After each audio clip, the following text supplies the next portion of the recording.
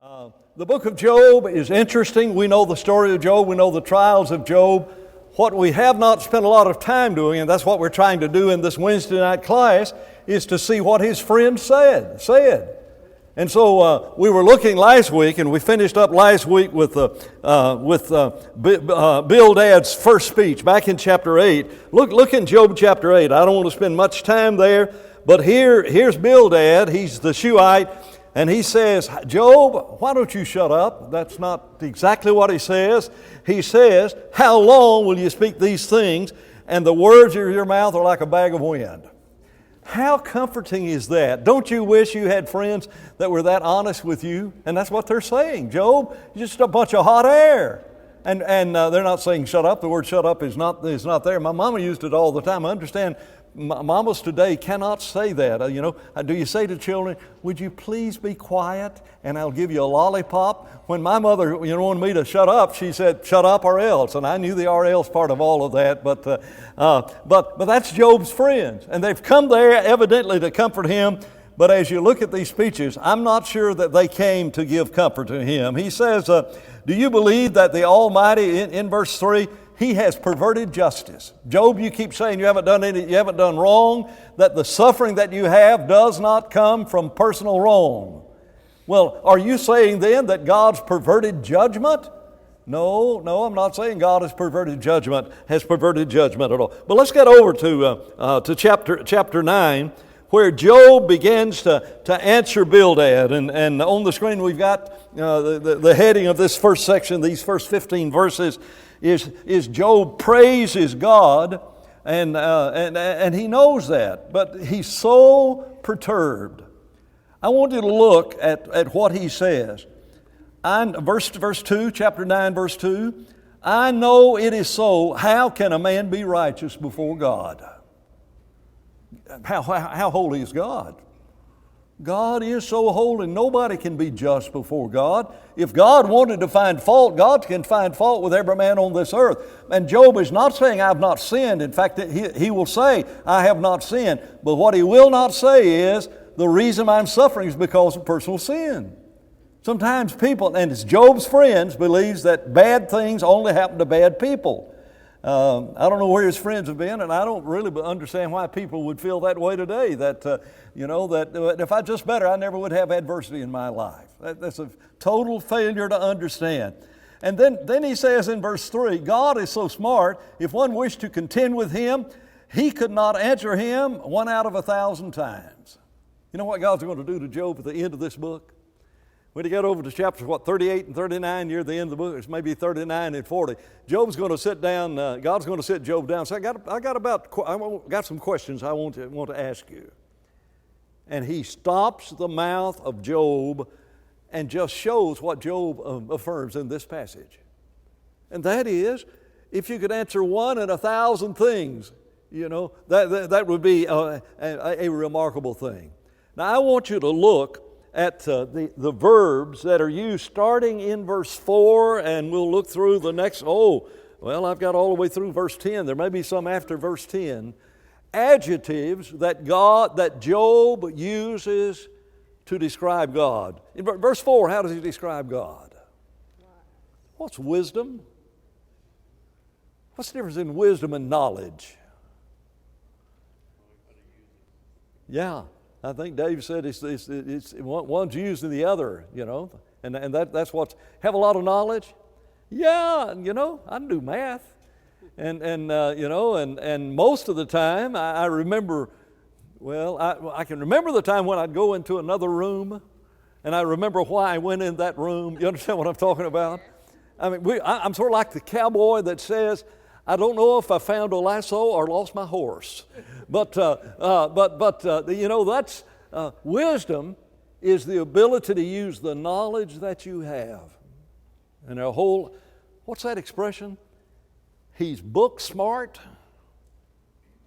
Is that you understand when I say that? He's book smart? Do you know anybody that's Bible smart? Same phrase. Quote a lot of verses, find where a lot of things are in the Bible.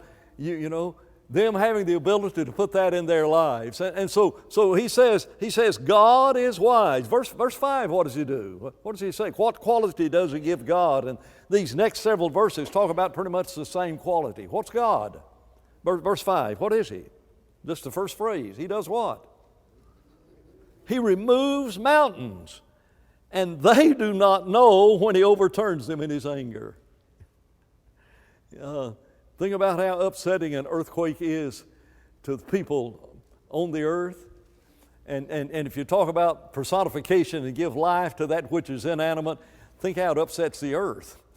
Well, what have I done? And all of a sudden, man, this whole, I'm trembling like this, and I'm flipped upside down and all the rest. And he says, the mountains aren't in control of this. The mountains move.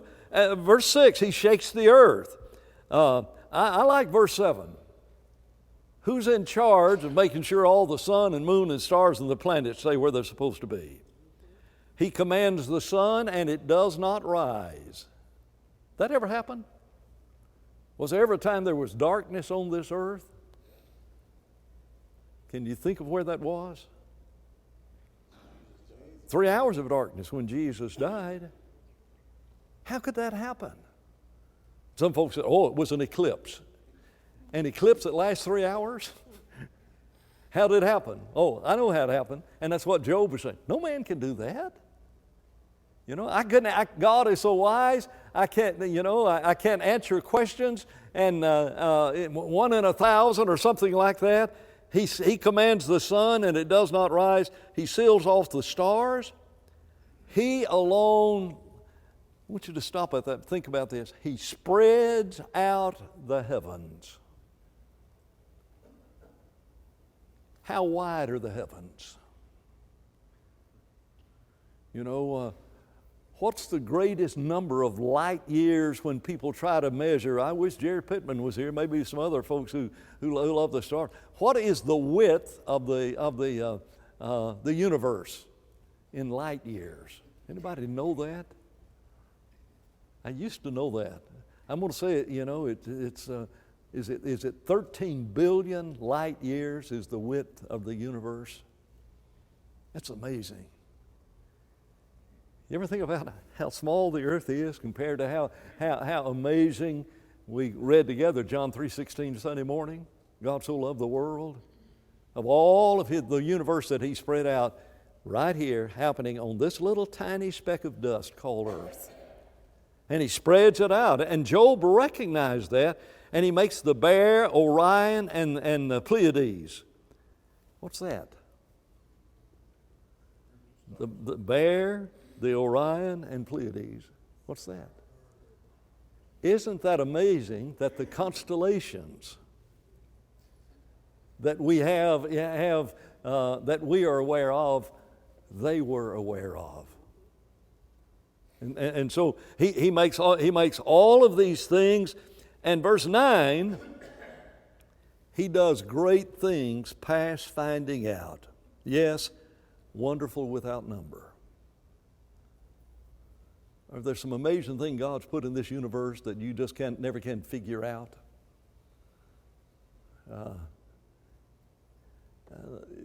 I don't know if this is of interest to you, but when things get colder, they contract. That's why you weigh less in the wintertime. Things, they expand. You got these expansion joints in the highway and everything. By the way, Alan Fowle, my friend from New Zealand, told the time he came to the States several years ago and was driving down one of these concrete highways. And the little bumps that you have and he had this rental car, and he took it back. He said, something's wrong with this car. Said it just go bump, bump, bump. All it was hitting all of these expansion joints and everything. Things do expand. Everything it contracts until it gets cold, as it gets colder, except one thing. You take water, and it does contract, and contract. But when it hits about 34 degrees, something happens. It starts chemically, or the reaction is different. And all of a sudden, ice floats. So what? Well, what if I sank to the bottom? What if I sank to the bottom? Because if it kept contracting, it ought to sink to the bottom. Do you know what would happen? We'd live on an iceberg. Water freezes across the top of the ponds and the lakes and everything, and the life just goes on underneath that.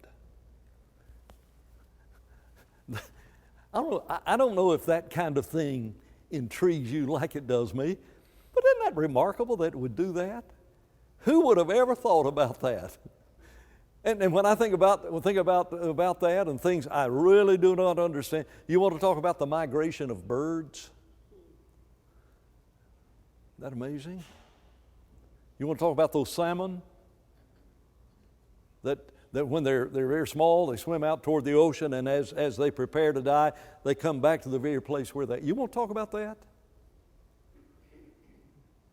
You may not be aware of this. I'm aware of it because of the 10 years we spent in New Zealand. These eels that are freshwater eels that are in America, they have them in America and they have them in Europe. There's a difference in them. Do you know where eels lay their eggs? The Sargasso Sea, out in the Caribbean. And these eels that are hatched in the Sargasso Sea,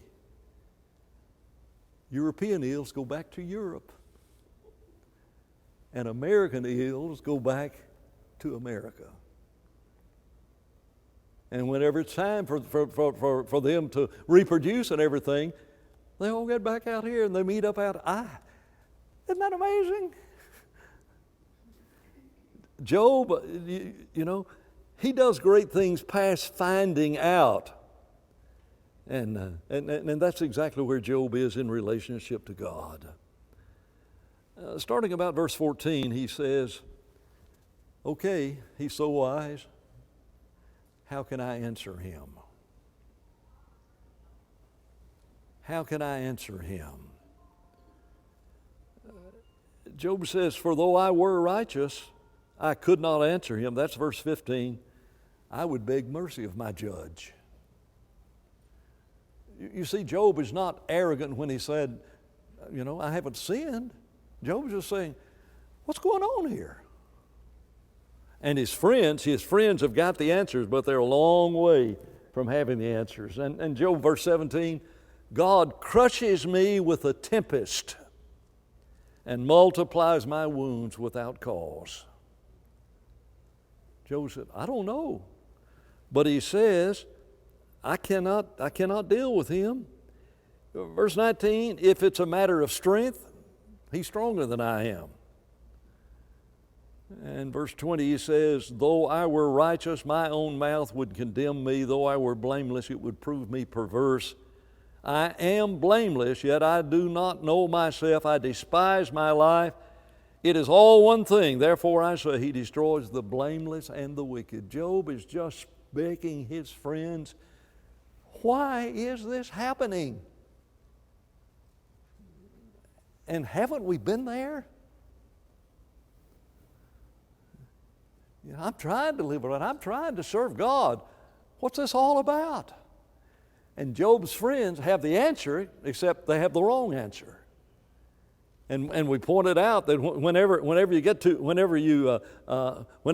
the end of the book of Job, God looks at his three friends and says, Eliphaz, Bildad, and Zophar, what they said is not true.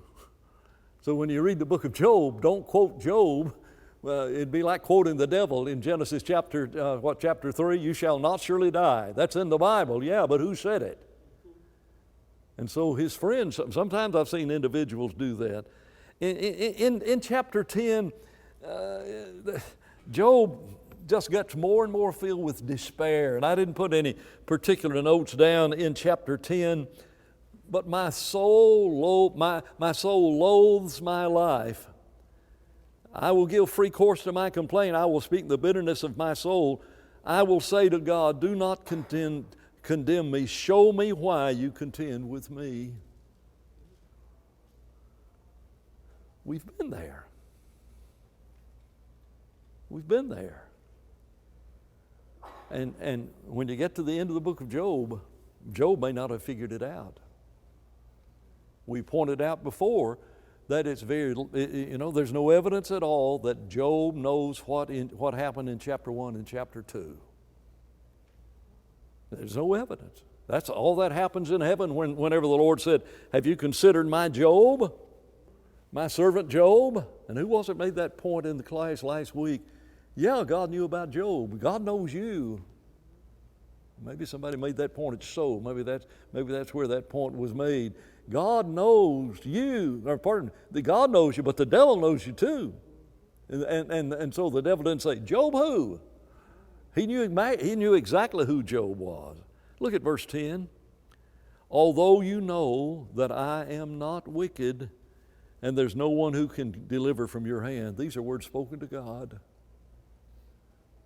And so Job is not saying, I've never done anything wrong, but he just keeps saying, I am not wicked. You hands have made me, verse 8, your hands have fashioned me an intricate unity, yet you would destroy me.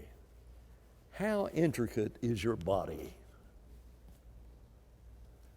You know, this evolutionary idea that, if you have a part of your body that's useless, body throws it away. Useless parts of the body. They used to think about appendix being that, and all sorts of things used to be. Well, blood was useless, right? Abraham Lincoln died because he had bad blood. They bled him not to death, but they bled him to get bad blood out of him, and in his weakened condition, he died of influenza or some such thing like that. I'm intricately made. Have you ever thought about the human eye? You think about the ability of the eye to focus instantly. Now, these modern cameras we've got, we don't live that. You remember those old cameras? They have to just to turn that just right and get it. And then you had depth of field in the old cameras and everything. Things up close would be out of focus. And then I'm not talking about being nearsighted, but you understand. We have instant. We focus here and look back there, and you focus there, and the amount of light. Your eyes focus to that, and all of a sudden, on the back of your eyeball, there's something of light reflecting off of you, hitting the back of my eye, that the optic nerve grabs a hold of and sends a picture up to my brain that gives me a color representation of what came through the lens of my eyes. Intricate unity. And aren't you glad that your elbow from this point here down to your wrist is not as long as your leg? You'd starve to death. I'm intricately made. David says, I'm wonderfully made. And we need to stand in awe of that. He says, verse 10, God, don't pour me out like milk and curdle me like cheese. Clothe me with skin and flesh and knit me together with bones and sinew. You've granted me life and favor, and your care has preserved my spirit. And these things you've hidden in your heart, I don't know what's going on. I know that this was with you. If I sin, you would mark me and would not acquit me of my iniquity. If I'm wicked, woe to me. Even if I'm righteous, I cannot even lift up my head. I'm full of disgrace. See my misery? Job does not say, I've sinned. He's not going to lie about it. He's just saying, what is it? And man, you got these friends. They're really, really helpful. And so verse 20, Job says, are not my days few? Cease. Leave me alone, that I may take a little comfort. Before I go to the place from which I shall not return, to the land of darkness and the shadow of death, a land as dark as darkness itself, as the shadow of death without any order, where even the light is like darkness. Job, what's your view of the afterlife? That's why the Bible says He brought immortality into the light through the gospel. Or do you understand? This is the view that atheists have of death. Now, they may be atheists who believe in reincarnation or something like this. But whenever you read those last verses, the place from which I shall not return, a land of darkness and the shadow of death, a land as dark as darkness, itself as the shadow of death without any order, where even the light is like darkness. That's where I'm headed. Wait a minute, the shadow of death? Is that phrase somewhere else in the Bible? Similar to that? Though I walk through the valley of what? The shadow of death. I will fear no evil because you're with me. That's where you are without Psalms 23. Wow. Zophar. He answered and said, Job, I just can't keep quiet. Should not the multitude of words be answered, saying, your words? And should a man full of talk be vindicated? The other one called him a bag of wind. And this one says, you're a man full of talk. Verse 3, how does he describe his talk? What's the adjective there? Chapter 11, verse 3 is where I am. Chapter 11, verse 3. I didn't say I'd change chapters. I should have mentioned that.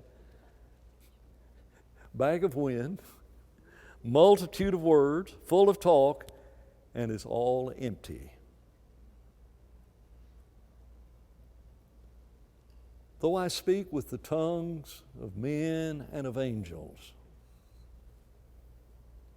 and have not love, I have become, not the language used here, but similar language, a clanging cymbal. That's all I am. And while Job is speaking to them the words of life, the words they present are just absolutely remarkable. Verse 5. Zophar says, okay, Job, you keep asking what have you done? God knows what you've done. If God would speak and open His lips against you, He would show you the secrets of wisdom, for they would double your prudence.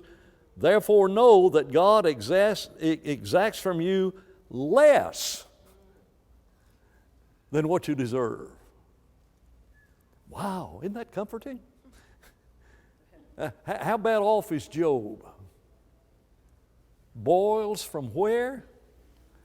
The top of his head to the sole of his feet, over all of his body. Where are you going to sit? Where are you going to stand? You going to lay down?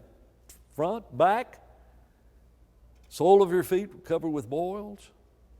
Stand on your head? No. But you deserve double that. You deserve double that. Verse 7, I've underlined in verse 7, can you search out the deep things of God? Can you find out the limits of the Almighty? They are higher than heavens. What can you do? Deeper than Sheol. What can you know? Their measure is longer than the earth and broader than the sea. If He passes by, imprisons, and gathers to judgment, then who can hinder Him?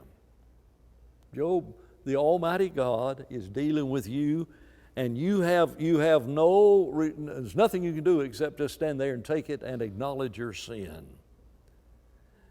Verse 12. You got friends that feel this way about you? How's he described in verse 12? An empty-headed man. Oh man, I love you. I love my friends. I love my friends. Job's going to say a little bit later, you are miserable comforters. You know what that is? You're in the hospital and you've got the doctor comes in and said, you're going to have an operation, going to have your gallbladder come out. And somebody comes, oh, you got your gallbladder out? My uncle had that same thing and he died on the operating table. People do that, don't they? Yeah. I've had 4 cousins to die of cancer. You got cancer? And that's where his friends are. And Job says, look, I'm innocent. Not that I'm sinless. Not that I'm sinless. But I'm innocent. And they said, you are, you like this, verse 12, you're a donkey's colt that's been born as a man. We have that expression in English. And I'm not going to say that word because but the first part is Jack, and if you can figure out the rest of it, maybe I've got Jack's last name. But that's what he says. You're a donkey. You're a wild donkey.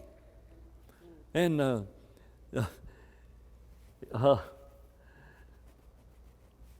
if iniquity were in your hand and you put it far away, that's in verse 14. If iniquity were in your hand and you put it far away and would not let wickedness dwell in your tents. Now, Job, if you just repent, then you could lift up your face without spot. Yes, you could be steadfast and not fear. But Job, your face is covered with boils, and every time I look at you, all I can see on every one of those boils is Job has really, really sinned. Miserable comforters you are in relationship to the eyes, in relationship to helping him. The last verse of the chapter. The eyes of the wicked will fail, and they shall not escape, and their hope, the loss of life. Best thing an evil man can do is die. Well, since we know about what happens after death. And so Job, it's just the darkness. It's the darkness, and Job talked about that darkness that's on the other side. So the best thing that can happen for the wicked is died. And so I sort of agree with you, Job. You'd be better off if you was dead. Chapter 12. Job says, I've got a brain. I've got some sense. You are verse 2, you are the people, and wisdom will die with you. I think that's sarcasm. I have understanding as well as you. I am not inferior to you. Indeed, who does not know such things as this? I am one mocked by his friends, who called on God, and he answered him, the just and the blameless, who is ridiculed. A lamp is despised in the thought of one who is at ease, doesn't need the lamp. It is made ready for those whose feet slip.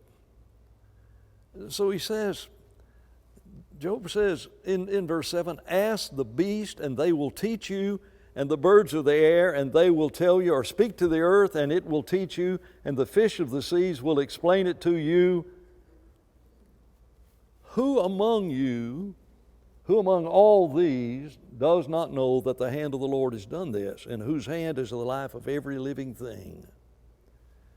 Job is saying God is on the throne. He's not cursing God and dying. He's just simply saying, I cannot figure out what's going on. Maybe the birds and the beast, and maybe they understand these things, but I cannot figure it out. And I know God has done this. Because in his hand is the life of every living thing. You want to underline that, every living thing? One of the Psalms, one of my favorite Psalms, David writes about that lion that roars in the middle of the night. And he says that lion is praying to God for food. And then he says, go down to the ocean. And in the ocean is all of this life. How much life is there in the ocean? And in that psalm, David says, and God feeds every fish in the sea. Isn't that remarkable? God gives life. David in that Psalms looks at the mountain brooks. And he said, you know why he put those there? Because in his creation there are these wild beasts that need water. And God gives them water. And in that psalm he says, and he gives the grass, the prairies as it were, so the animals could have food to eat. And he talks about the trees of Lebanon. And we know enough about birds to know that different birds build their nests of different kinds of material and at different heights. And I know this is not the right word. I'm not a birdologist, but I read somewhere about that you could tell everything there is about birds. Here are these birds that need the tallest trees where to place their nest. And guess what God does? He puts those trees up there for the birds. And the mountainsides, David says, those cliffs that are there are for the mountain goats.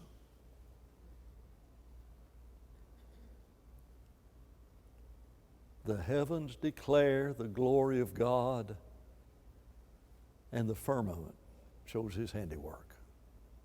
And that's what Job is saying. Verse 13. Verse 13, with him are wisdom and strength. He has counsel and understanding. But if God breaks a thing down, it cannot be rebuilt. We talked about the qualities of God. He's wise and he moves the mountains and he places the mountains. And he says, if God breaks the things down, it cannot be rebuilt. If he imprisons a man, there can be no release.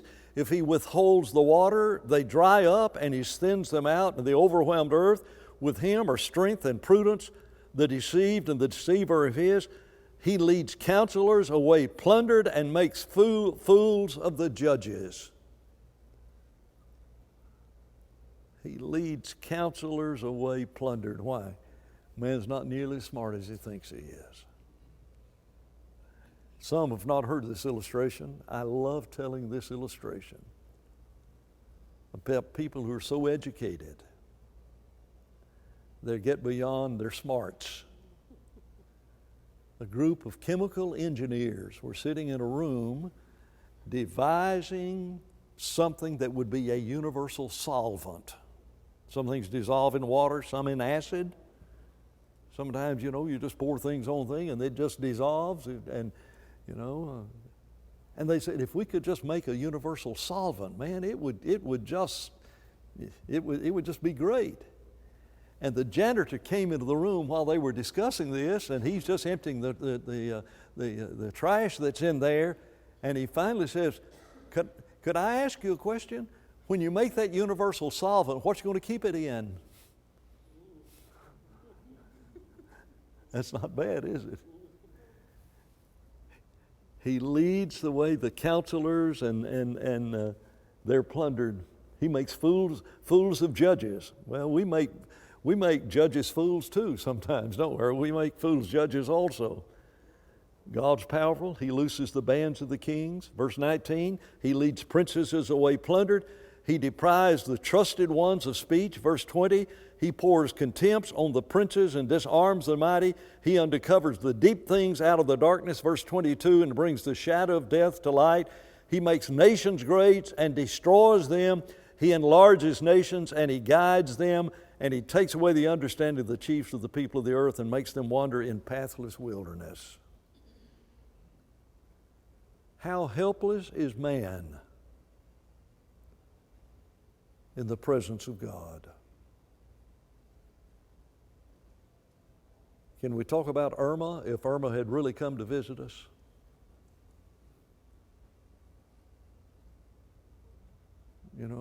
Category 5. Well, let's just all go to bed and let's sleep. Everything will be all right in the morning. Not in the presence of the Almighty. And see, part of this that I'm enjoying in studying these speeches is not the mockery of the friends that mock Job. It's Job's understanding of God. I think Job's understanding of God is unbelievably remarkable. And it gives you the understanding of God's revealing Himself in ways that we may not be sure of. Verse 24 and 25, He takes away the understanding of the chiefs of the people of the earth and makes them wander in a pathless wilderness. They grope in the dark without lights, and He makes them stagger like a drunk man.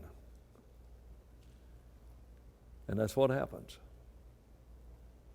In the presence of the Almighty. Chapter 13, Job continues to say, my eyes have seen all of this. My ears have heard and understood it. What you know, I also know. I am not inferior to you. He's going to say this a second time, I think. He may have said it in the previous chapter. I'm just as smart as you are. And you're here trying to tell me from your own wisdom of things that you understand when you don't understand what I know. It's not that I have done something evil. Look at verse 4. You are forgers of lies. You are worthless doctors. You ever been to one of those? Worthless doctors. Yeah. You know, and that's what he says they are. Verse 7, will you speak wickedly for God? Verse 8, will you show partiality for Him? Look in verse 12. Your platitudes, oh, now he's praising us. Your platitudes are proverbs of ashes. Why do I take, verse 14, why do I take my flesh in my teeth and put my life in my hands? Though He slay me, yet will I trust Him. And that's what faith does. When there's no answer about adversity, and when we ask the question why, and we don't know the answer to why, what do you say? I still trust God. I don't understand it, but even if He took my life, I will trust Him. Even so, I will defend my own ways before Him. Verse 18, I have prepared my case. I know that I shall be vindicated. Who is he that will contend with me? If now I hold my tongue, I perish. But I'm here to make my case before you. Verse 23, and we've got to do this because the bell's ringing, having to leave some verses out. How many are my iniquities and sins? Make me known my transgressions and my sins. So a little bit later, Job's going to say, here's what I've done when I've seen sick people. Here's what I've done when there have been widows. Job's going to say, here is my life.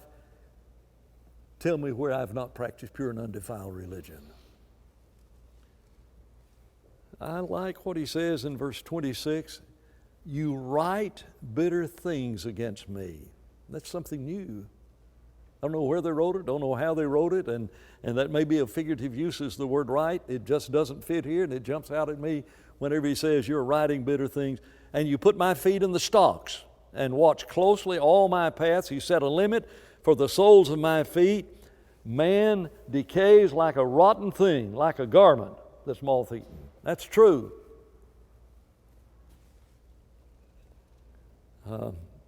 It is true, isn't it?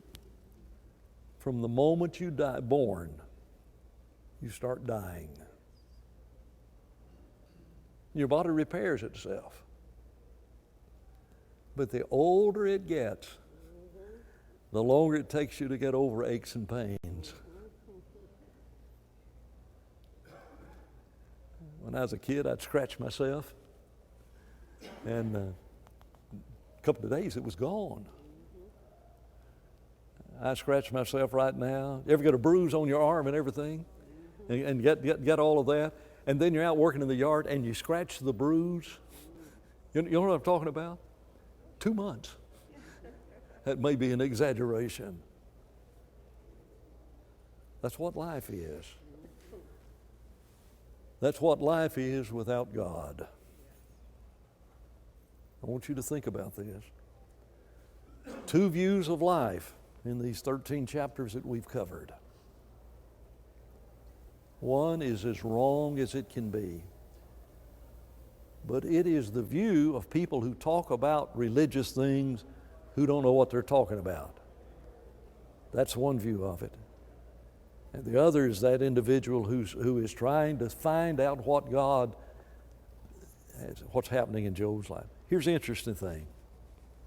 Because you have the New Testament, you could have helped Job. What does adversity do for us? Job in chapter 42 is a different man from Job in chapter 2. And we could have helped Job, but not because we're smart. We're physicians of no values, but because of the revelation of the will of God. That's it.